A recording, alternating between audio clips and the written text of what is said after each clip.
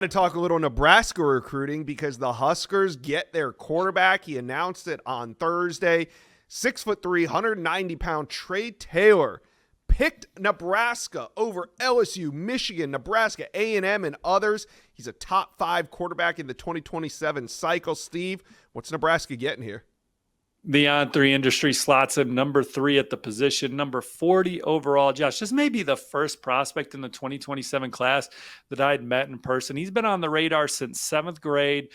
Quarterback trainer Donovan Dooley playing 7-on-7 with the folks at Maximum Exposure, Sound Mind, Sound Body up there in the Detroit area. He's a guy that's been on the radar for a long time, can really spin the football, 6'3", 190 pounds, uber competitive, very seasoned on the camp and 7-on-7 trail, plays for 24K in the 7-on-7 realm out of Mundelein, Illinois, Carmel Catholic High School, LSU, Illinois, Texas A&M, some of the finalists, but Matt Rule and company get their guy, got him to campus numerous times, including couple times this calendar year. He's been to games in the past. He loves Nebraska's pro-style offense, the NFL pedigree from Matt Rule on down, on the coaching staff, the vibe in Lincoln, the fans, the program's trajectory, and then being able to be a day one starter. He talked about that. Dylan Raiola is going into his sophomore year. He'll be a junior when Trey Taylor's a senior. Obviously, you're hoping that goes right, and Dylan Raiola's off to greener pastures as a first rounder following his junior season, and then Trey Taylor gets to come in there and compete for the starting job as a true freshman. All those stars aligned for him to commit to Nebraska. All right. So, Steve, getting a commitment like this at the quarterback position, does this go a long way?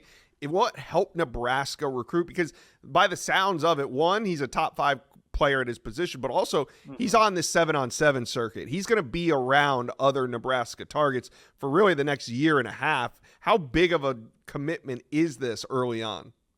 Yeah, he's one of the more known guys in the 2027 class. Again, a guy that's been out there for 4 or 5 years already. So his peers know him. He's very active on social media. So all his peers that follow him are going to see how excited he is to be a Husker.